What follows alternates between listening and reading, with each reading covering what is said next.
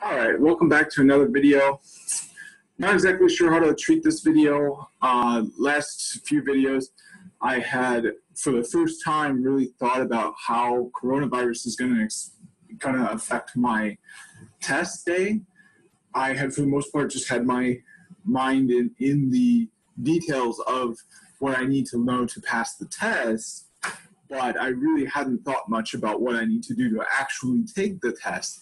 And with the coronavirus, the plan I had, because I hadn't thought about it much because I kind of knew what it was going to be. I just had to fly somewhere, maybe book a hotel, get like a rental car, and go to the test center, take the test, and then pass or fail, just go explore, hike the woods, get a nice dinner or something like that.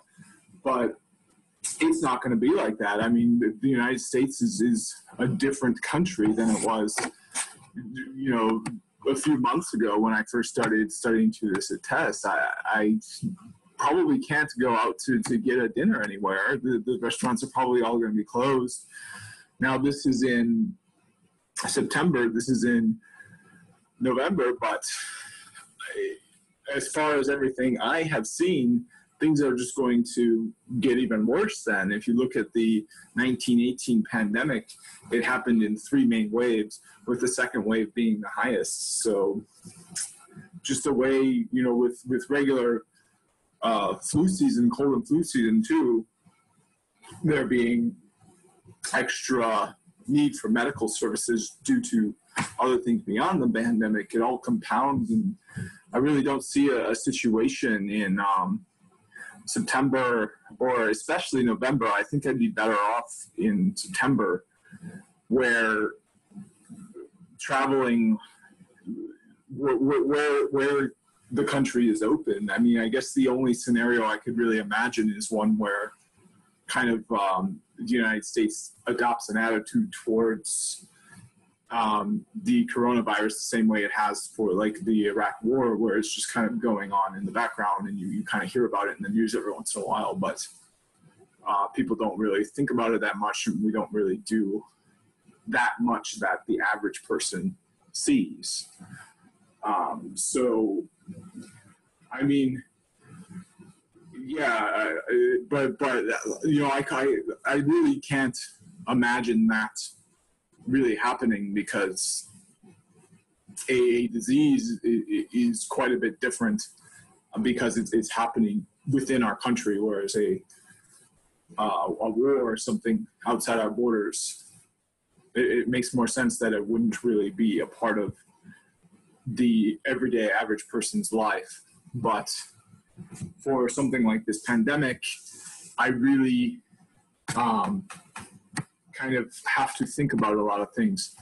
And there is one resource I wanted to discuss more, and I think it was on Pearson VUE.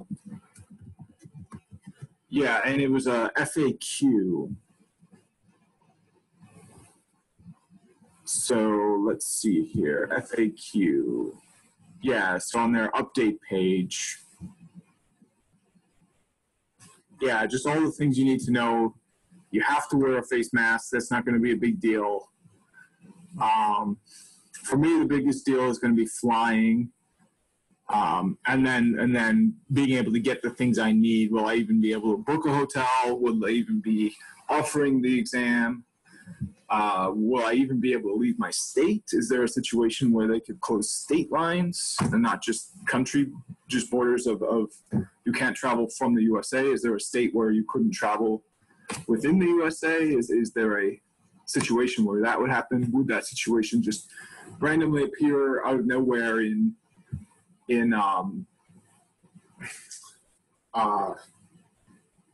September? I mean, because if you think back to March of this year, like everything changed in a matter of a few weeks. So I would get probably at most a month notice as to how things are looking. But really, when it comes down to it, I'd be lucky to get a full 2 weeks notice as to whether or not I could even take the exam or not. I'd be lucky to even get a day notice, to be honest.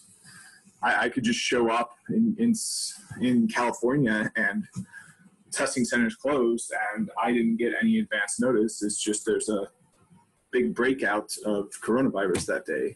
So yeah, it's a tough situation for me to be in.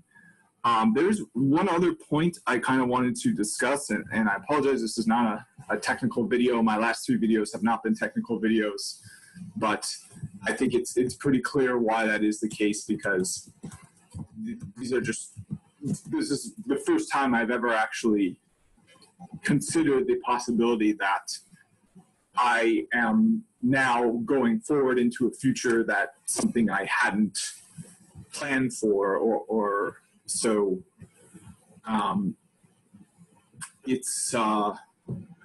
so this is the first video in that. I did want to kind of do a little bit of a perhaps an opinion piece on this additional resources, extensive real-world hands-on experience.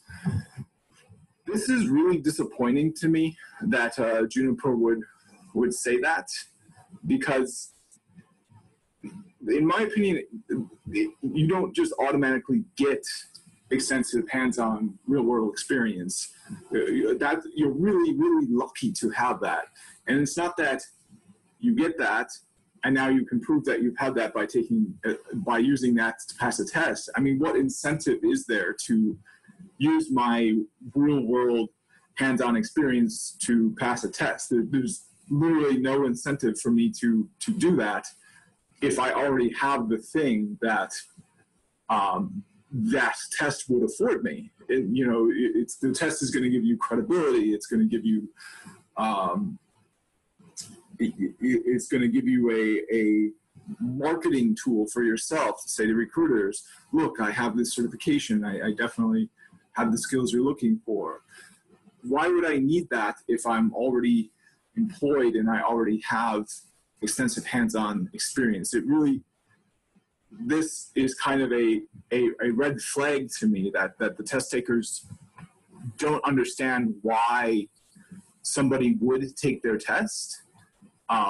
Because in my opinion, the reason you would get an IE, the reason you would get an IP, any exam, is for this, because you want extensive real-world hands-on experience.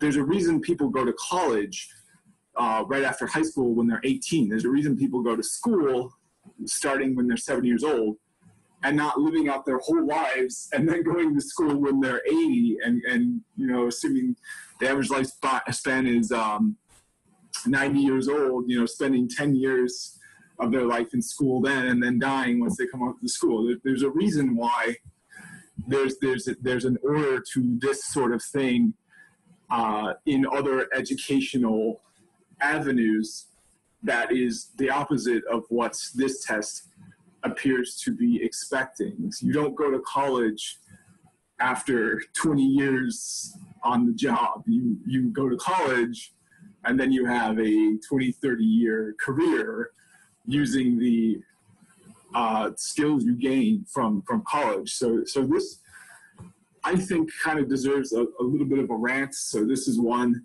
It's just, and it's yet another reason if they don't understand why somebody would take this test. Is it worth investing $3,000 in my own money to go out during a pandemic, putting my life at risk, because I want to prove that I already have extensive real-world hands-on experience? Well, it's like, look at my resume. Like, I worked at an ISP for 5 years. Like, do you need, like, it's like expecting somebody to work as a lawyer for 10 years before they get their bar exam. It's like, no, when you become a doctor, you go to medical school first, you get your MD first, and then you have extensive real-world hands-on experience as a doctor. You don't have extensive real-world hands-on experience as a doctor without your education. That goes very, like, that just doesn't seem right to me.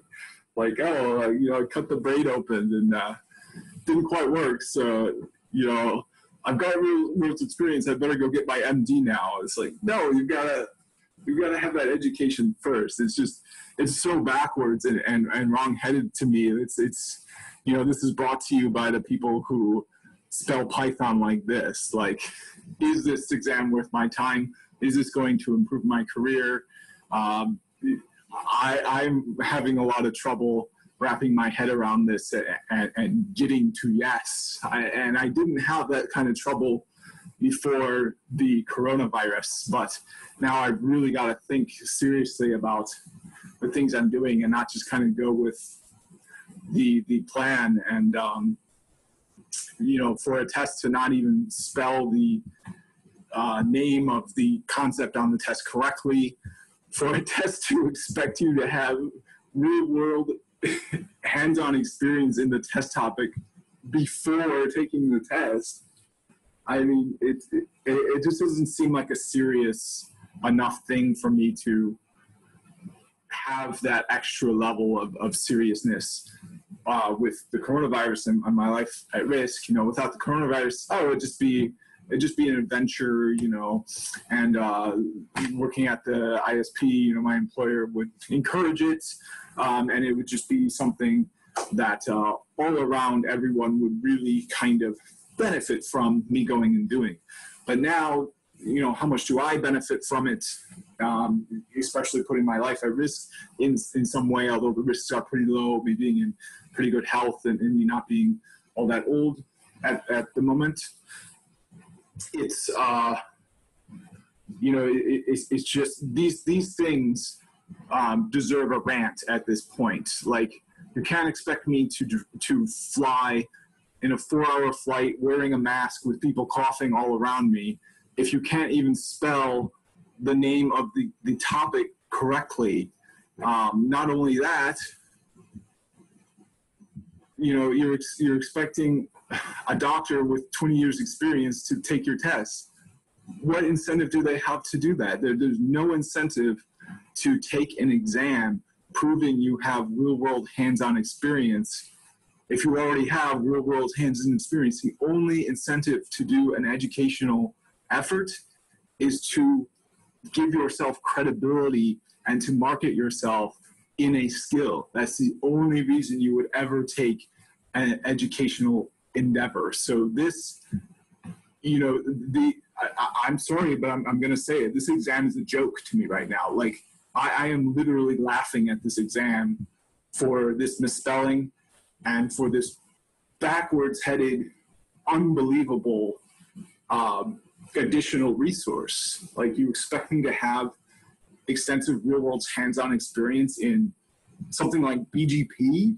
Like, you expect a service provider to give, somebody without advanced training, advanced certification, good education experience in creating a regex policy for BGP? They're going to black hole the entire North American network. Like it's encouraging people to make mistakes. It's encouraging people to do a bad job, to say that you need to have experience before you get the education and before you prove that you are good enough to do the job. No, you give them the education, you give them the credential before they do the job, and the extensive real-world hands-on experience comes after, just like for any other educational endeavor. So it's really, at this point, I'm having a lot of trouble coming to terms with the concept of taking this exam during a pandemic. I really have got to say to the people at Juniper, you got to do better. Like, you can't have these kinds of mistakes now with the new kinds of challenges that test takers like myself are facing. It's got to be a better exam. Like, let's for comparison, and I know I'm probably being a dead horse. I'm kind of hoping that nobody will see this, but if they do, the shorthand of my message is there are extra risks that test takers need to take. So if we're going to step up and go above and beyond and take this test in a world that has higher consequences than it used to. We need a test that is going to give us back more value than it used to. We can't have lazy curriculums where there's misspellings in it.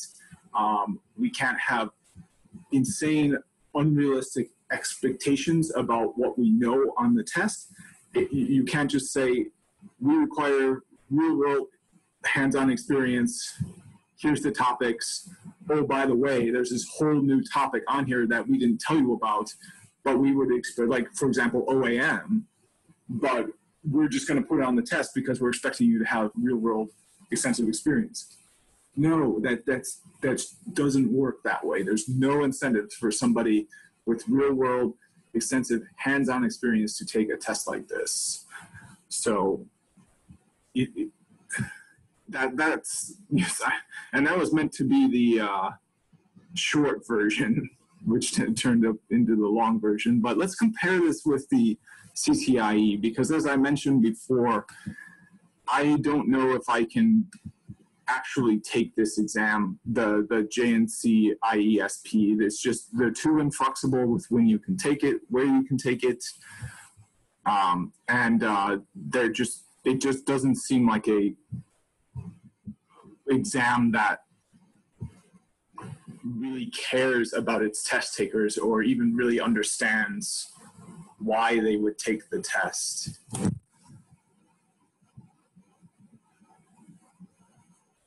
All right, so, yep, I've got to pass the qualifying exam, and I think I already have passed this. Yeah, so this is CCNP Enterprise. You pass this exam to get the CCNP Enterprise. I already passed this.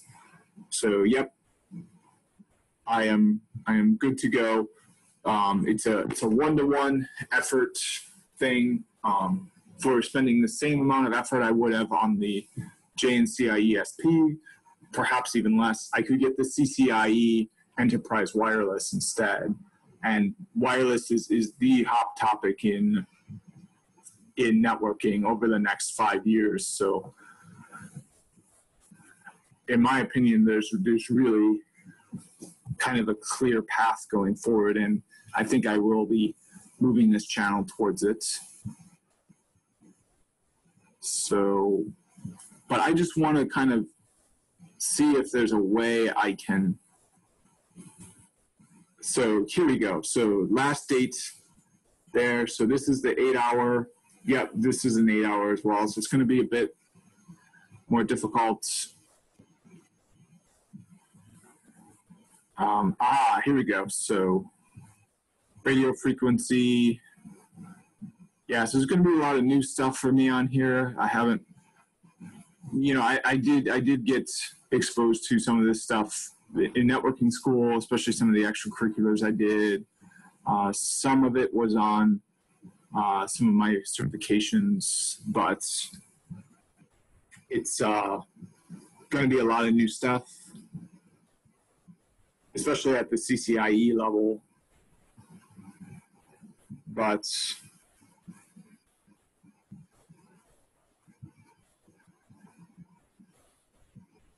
yeah, so I guess I'll cut the video short here. And yeah, unfortunately, that's probably going to be what the next few videos are about. Just how different it is in the United States right now, and how, I really got to think extra hard about whether or not it is a good idea for me to take an exam like the JNCIE ESP, and whether or not the CCIE is going to be more beneficial. I wish I had kind of more help with that, but I'm kind of going my own way, which is kind of what I got to do. If anyone can help me out in the comments, I'd really appreciate it. But thanks for watching. That's going to be the end of the video, and I'll see you in the next one.